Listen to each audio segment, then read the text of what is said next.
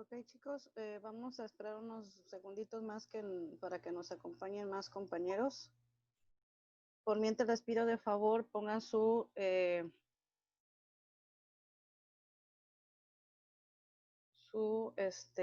nombre en el chat para poder continuar o más bien comenzar con la clase de hoy.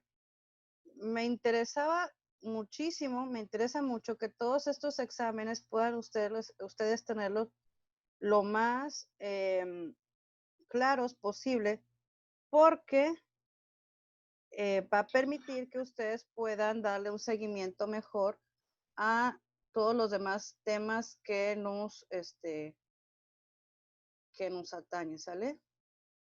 Entonces, para mí es importante que ustedes queden claros con respecto a los exámenes que ustedes presentan para que no tengan problema pues a la hora de presentar los exámenes ya de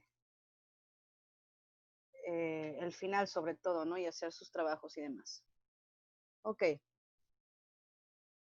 Ya todos tienen sus presentes en el grupo. Vamos a continuar. Para el día de hoy vamos a seguir con nuestro tema de sistemas dispersos. Ya la clase pasada, el viernes, por ahí les di un adelanto de lo que eran los sistemas dispersos con las definiciones de solución, soluto y solvente. Dijimos que la solución o disolución es la mezcla homogénea de dos o más sustancias a nivel molecular, ¿sí?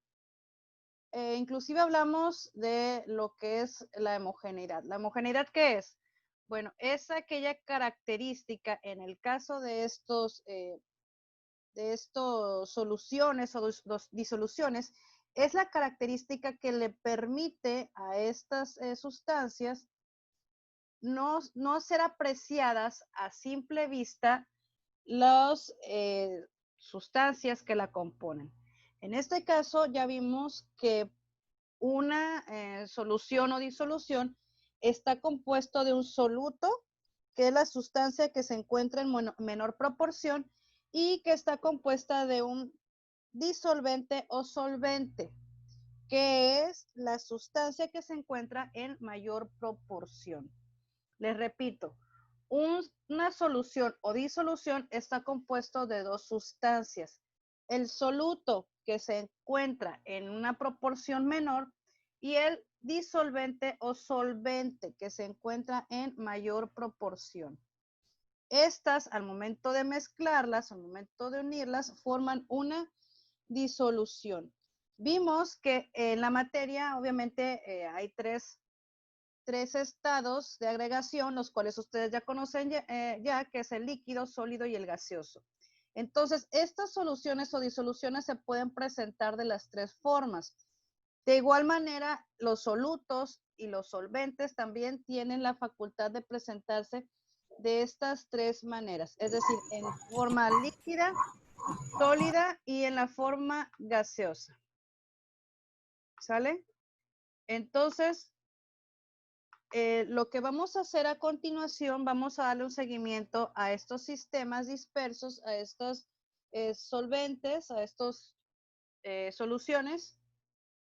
Y bueno, vamos a empezar. Vamos a ver con solubilidad y factores que la afectan, ¿sí? ¿Qué es solubilidad?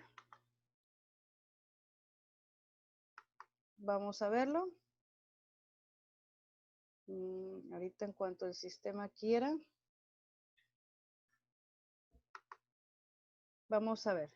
Bueno, aquí tenemos una gráfica de las mezclas. Como les acabo de decir, lo que ahorita les comentaba yo era una pequeña introducción, una introducción que ya se les dio desde el viernes anterior para este tema, en donde vemos distintos tipos de mezclas, las homogéneas y las heterogéneas. Nosotros nos estamos enfocando ahorita en las homogéneas y nos estamos enfocando también a sobre todo lo que son las disoluciones, como ya lo habíamos hablado, disoluciones o soluciones. Dentro de estas disoluciones o de estas soluciones tenemos también otros factores que la afectan, por decirlo de alguna manera. y que ya las iremos viendo. Porcentuales, molares y partes por millón, ¿sí?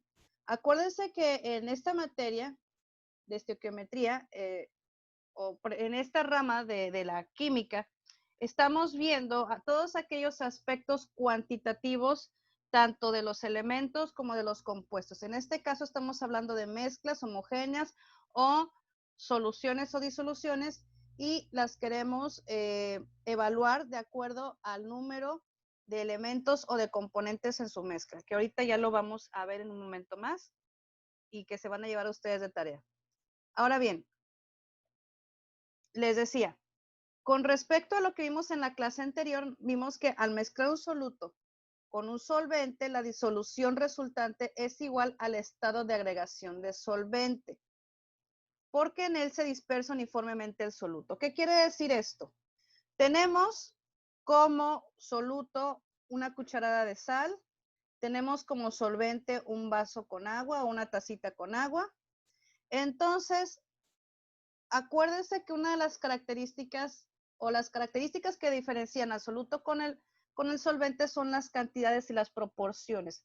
En este caso, la mayor cantidad va para el solvente, ¿sí?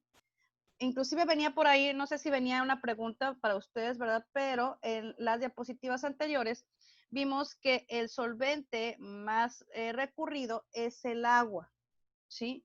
En este caso les estoy poniendo como ejemplo una cucharada de sal con una tacita de agua, un vasito de agua. Ok, entonces obviamente la disolución va a tomar la forma, en este caso del solvente, porque es la que se encuentra en mayor cantidad, ¿sí? Y es lo que acabamos de decir, es igual al estado de agregación del solvente.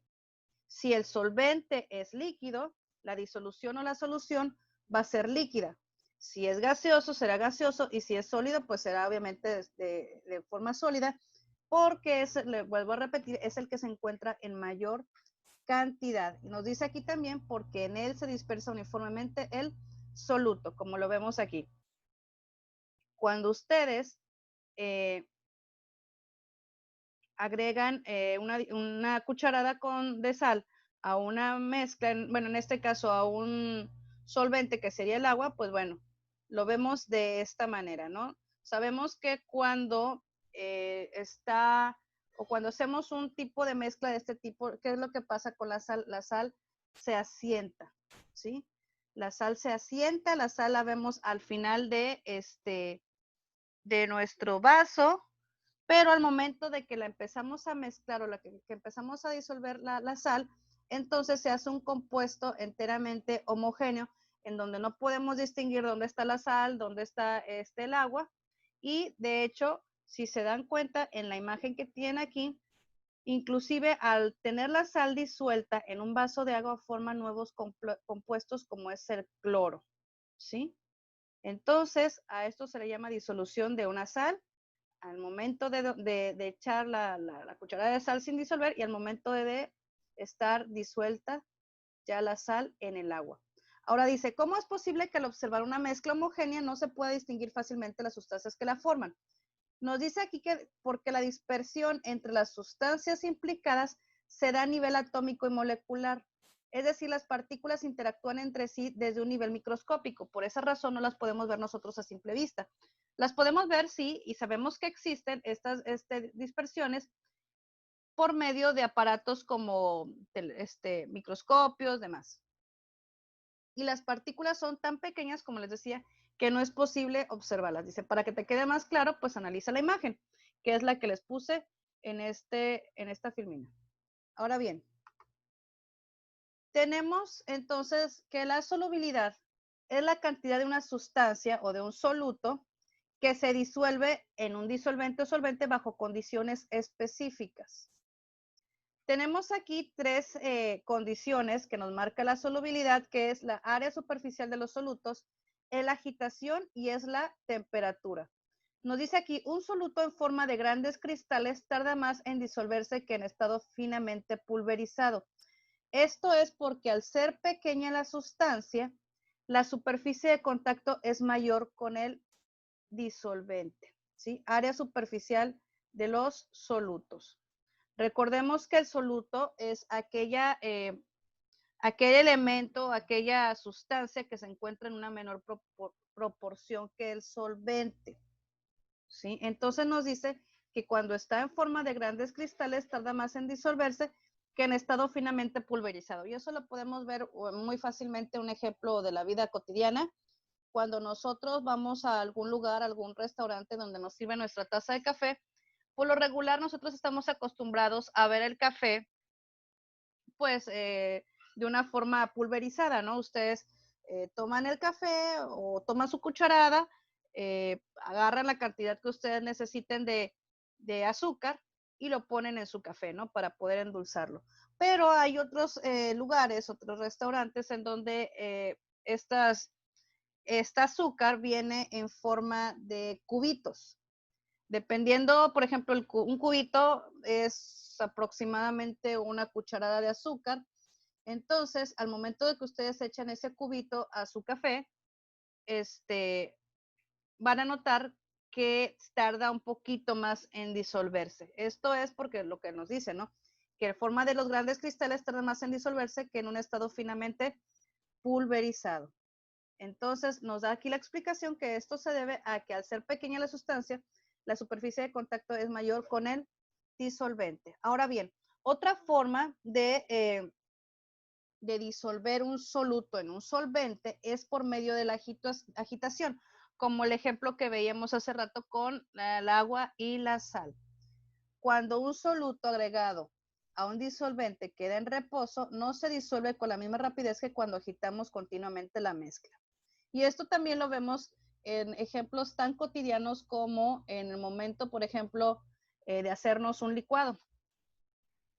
Por ejemplo, no está, si nosotros agregamos a un vaso con leche las cucharadas que te indica ahí el producto para hacerte tu licuado, para hacerte una leche de sabor, saben que no es suficiente con echar, obviamente, o con agregar las cucharadas que vienen indicadas del producto.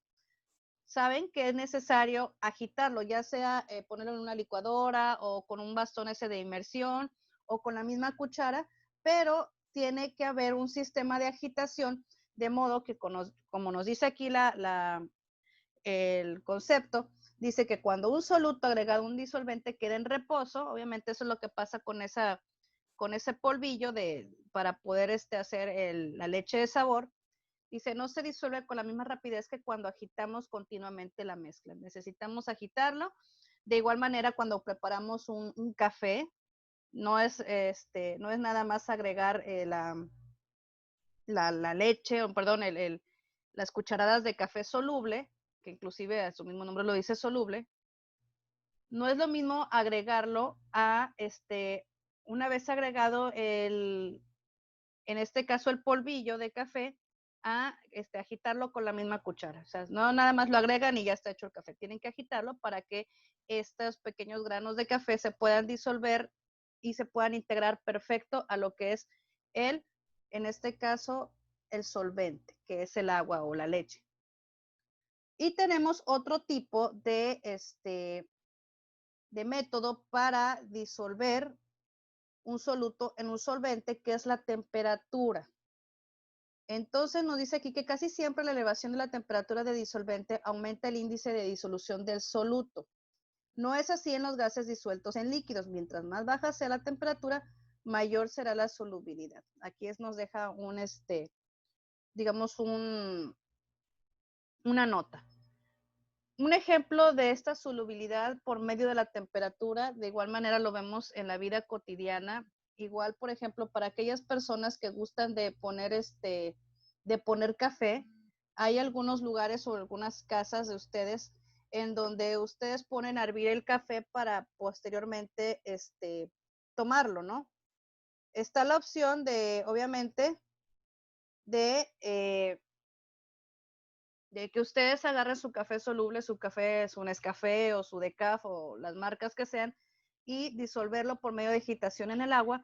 O hay otros que inclusive vienen como en grano, que son los más naturales, aquellos que muelen de manera manual el grano de café y que les venden la bolsita como el café costeñito o algo así, creo que es la marca, que aquí hay en mucho, gran cantidad, el costeñito, Entonces, esos sobres, esos saquitos, no son para que ustedes los metan a su taza de agua, sino que hay, de hecho, vienen las instrucciones para que para tantas tazas de café tienen que ustedes echarle a una litro de agua o de acuerdo a las instrucciones. La verdad, yo lo he visto preparar, pero como no soy muy aficionada al café, pues no es exactamente las instrucciones.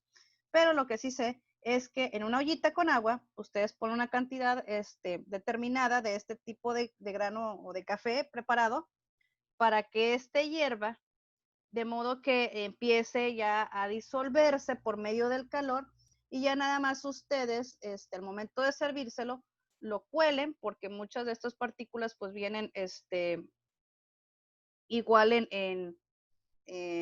vienen un poquito grandes para que no se les vaya y no les sea no les sepa los gránulos de café así, su tacita de café.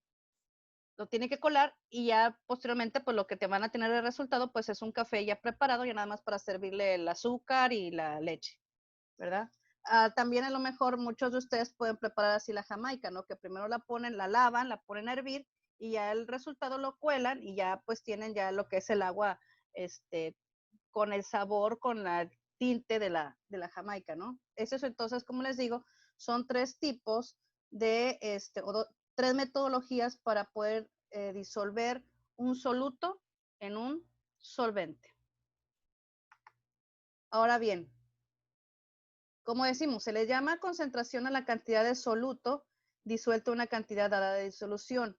¿Por qué es importante tener, como les dije en un principio, tener estos datos numéricos en cuanto a las cantidades de los elementos? Nos dice aquí, tomando en cuenta la cantidad de soluto en un disolvente, podemos clasificar las disoluciones como cualitativas y cuantitativas. Ya saben que cuando hablamos de este tipo de características, cuantitativo y cualitativo, cuando hablamos de cuantitativo, cuantitativo viene de la palabra cuánto, nos está hablando de cantidades. Entonces, aquí de acuerdo a lo que estamos viendo en la pantalla, nos dice que cuantitativo, hablando con respecto a las soluciones o disoluciones, hablamos que cuantitativo se refiere a la cantidad exacta de cada uno de los solutos y los solventes, el peso, el volumen, etcétera. Y cuando hablamos de cualitativo, se refieren a la cualidad, al cual, ¿sí? Como si nos hiciéramos la pregunta ¿cuál?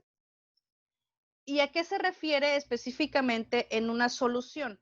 Cuando hablamos de una característica cualitativa de una solución, estamos hablando del color, el olor, el sabor, la forma, es decir, aquellas características que no podemos nosotros evaluarlas por medios numéricos y que son, digamos, cambiantes dependiendo de la persona, ¿sí? Dice, las cualitativas se consideran soluciones empíricas y se clasifican en soluciones diluidas, concentradas, saturadas y sobresaturadas.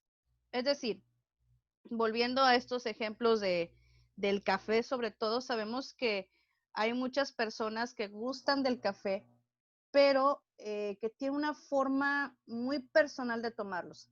Hay quienes les gusta el café, como luego dicen, cargadito, y hay quienes les gusta el café, pero de una manera más light, más suave, pues por las consecuencias que para el organismo puede traer el café, ¿no? Que es irritante o que no, en algunos casos la cantidad exacta les ayuda a dormir, pero si saturamos la mezcla puede hacer el efecto contrario, etcétera. Entonces, tomando en cuenta todas estas características, vamos a la siguiente información. Tenemos que en las disoluciones valoradas, la concentración que se aprecia con precisión. Tanto el soluto como el disolvente se dividen en unidades químicas y físicas de concentración. Entonces, las unidades físicas expresan la concentración, nos dice aquí, de la disolución en cuanto a la masa del soluto, independientemente de su masa molecular. Aquí ya estamos hablando de cuestiones cuantitativas. En cuanto a las unidades químicas, nos expresan la concentración de la disolución por el número de átomos o moléculas del soluto presentes en la disolución. Es decir, cuando hablamos entonces en este caso, de disoluciones o disoluciones o soluciones cuantitativas, hablamos entonces de aquellas que se denominan valoradas. Cuando estamos hablando de cuestiones cualitativas, estamos hablando de soluciones empíricas.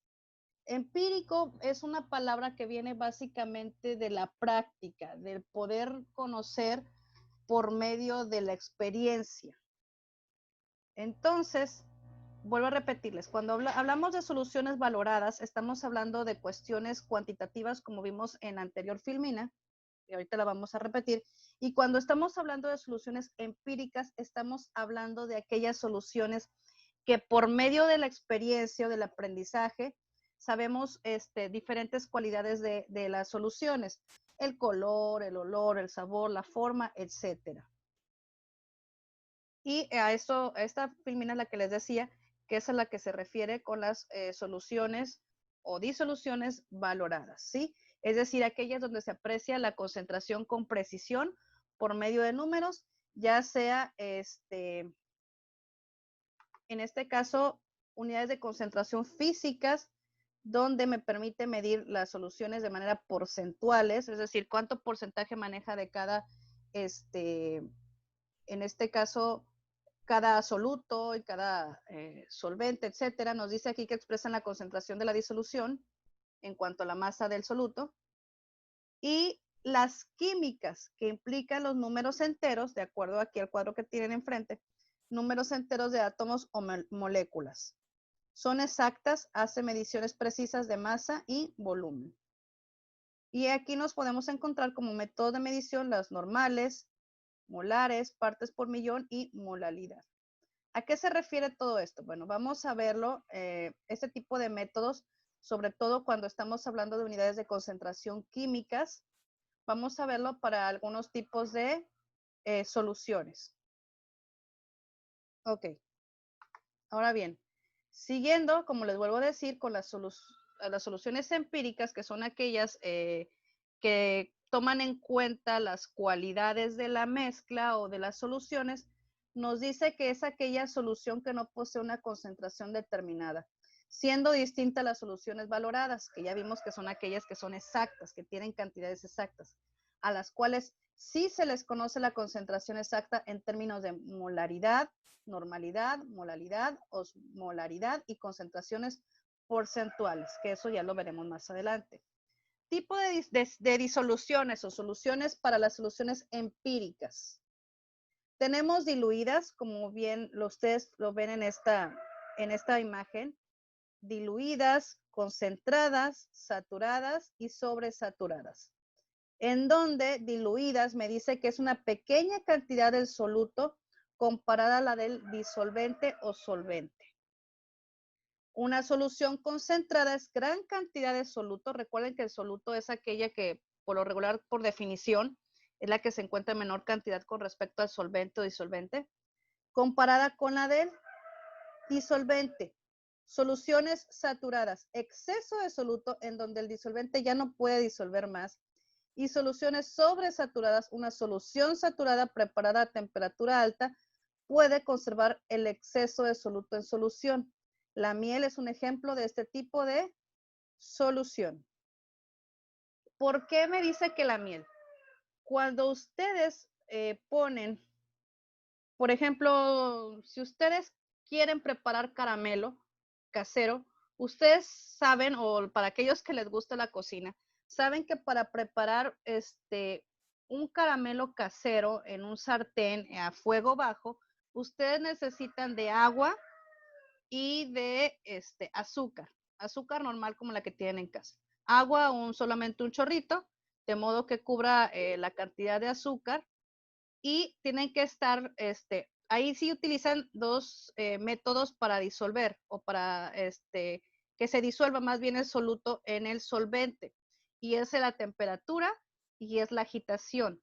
Porque ustedes saben que al momento, o para los que no sepan, al momento de yo preparar un caramelo casero en un sartén con un poco de agua y una cantidad considerable, o al menos que sea equivalente al agua, en este caso de azúcar, lo tienen que poner a fuego bajo y tienen que estarlo moviendo constantemente para que no se les pegue en el sartén y se vayan disolviendo mejor los elementos. Ahora bien, cuando nos dice aquí que para las soluciones sobresaturadas, ¿qué es lo que pasa? En este caso, como les vuelvo a repetir, el azúcar se mezcla con el agua y el calor lo que hace es que el agua se va evaporando, de modo que lo único la única función que hace el solvente es, digamos, deshacer la azúcar. Ahora bien, el calor su trabajo es evaporar el agua, digamos, que está de más, para únicamente quedarse aquella humedad en el azúcar y pueda empezar a hacerse este azúcar de un modo granuloso a un modo líquido, a un color ámbar, a un color cafezusco, de modo que también pues no se les pase la mano y no se les vaya a quemar, ¿verdad? Te vuelvo a repetir, para aquellas personas que, por ejemplo, que les gustan hacer los flanes napolitanos, saben que el caramelo pues se hace de esta manera y para quienes no, pues es un buen pretexto para que apoyen luego a sus mamis o hagan algún tipo de postre por ahí que lo involucren. Nada más tengan cuidado porque la mezcla hecha de caramelo casero es obviamente caliente y si les llega a caer en la piel, pues les va a llegar a quemar porque debido a que es una sustancia, no es una solución sobresaturada, queda de una manera, digamos, no es una manera líquida, es una manera, digamos, muy espesa, que está a altas temperaturas y que, pues vaya, de perdido una ampollita sí les va a hacer. Entonces es muy delicado trabajar con ese tipo de, de cuestiones de caramelizado y todo eso, entonces aguas con eso, ¿eh?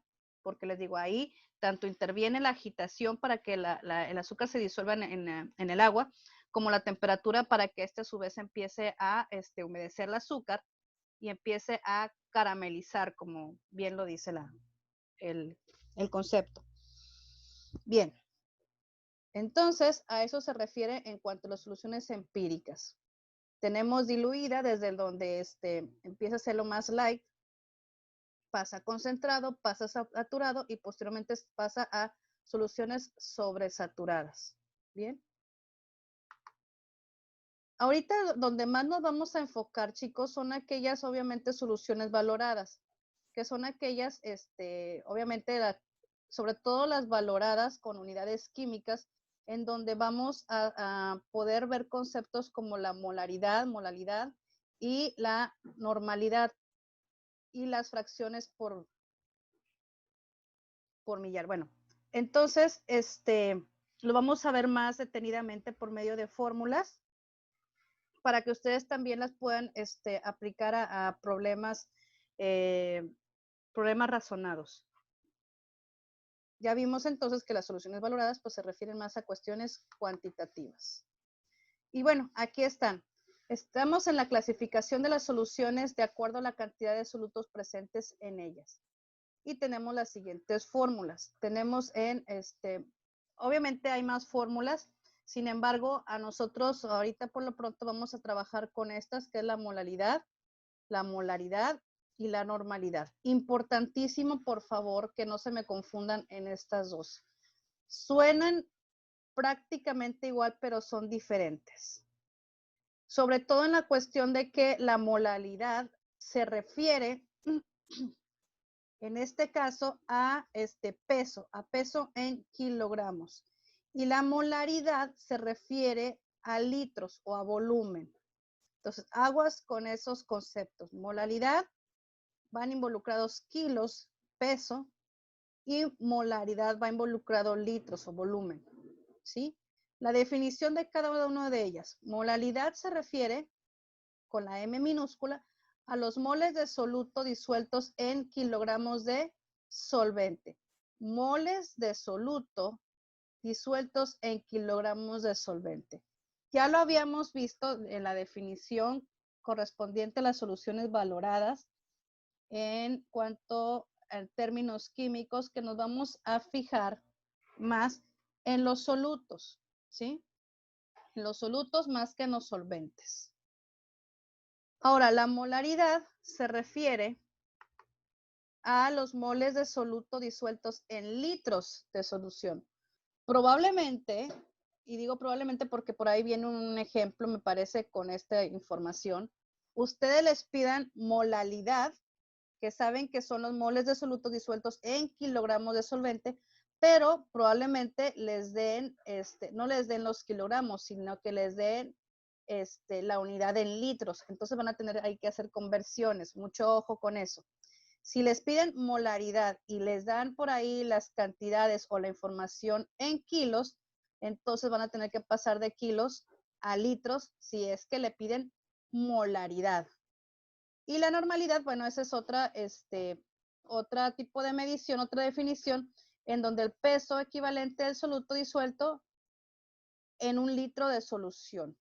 Peso equivalente. Aquí en la normalidad vamos a trabajar con algunos conceptos o con algunos valores constantes de acuerdo al tipo de soluto que estemos manejando, si es una base, si es un ácido, si es una sal, ¿sí? Entonces, hay que estar bien atentos sobre todos los ejemplos que vienen aquí para que ustedes puedan realizar los problemas que son de tarea. Vamos con el primer ejemplo, me parece. Vamos con el primer ejemplo. Bien. Dice el ejercicio 1, dice calcular la molalidad de una disolución de 95 gramos de ácido nítrico en, nos dice aquí,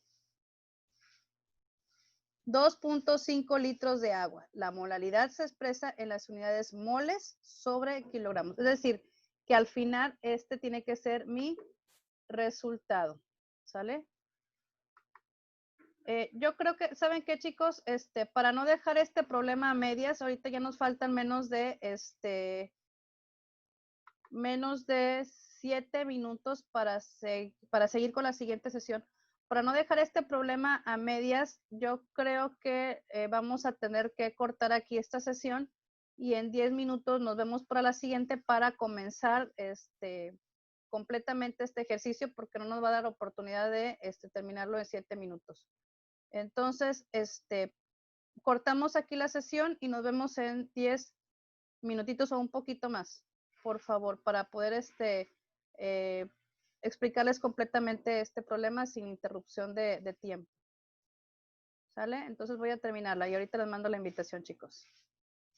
Bueno, más bien, antes de terminar la sesión, ¿tienen alguna duda con respecto a lo que hemos visto hasta ahorita teórico? ¿O lo que vimos en el examen? ¿No tienen ninguna duda hasta ahorita que les pueda apoyar? Ok, perfecto. Entonces, ya todos se apuntaron aquí en el chat para las asistencias. Recuerden, chicos, son 3 semanas. Si tienen algún problema, por favor, no duden en decírmelo con tiempo. Sí, me va a dar mucha pena si alguno de ustedes tiene algún problema y me lo dice un día antes de terminar la materia y no poderles ayudar. Me va a dar mucha pena, pero por eso se los digo desde ahorita. Si tienen algún problema, dígamelo por privado y ya veremos la forma de solucionar. Bueno, gracias, chicos, y nos vemos en el siguiente video.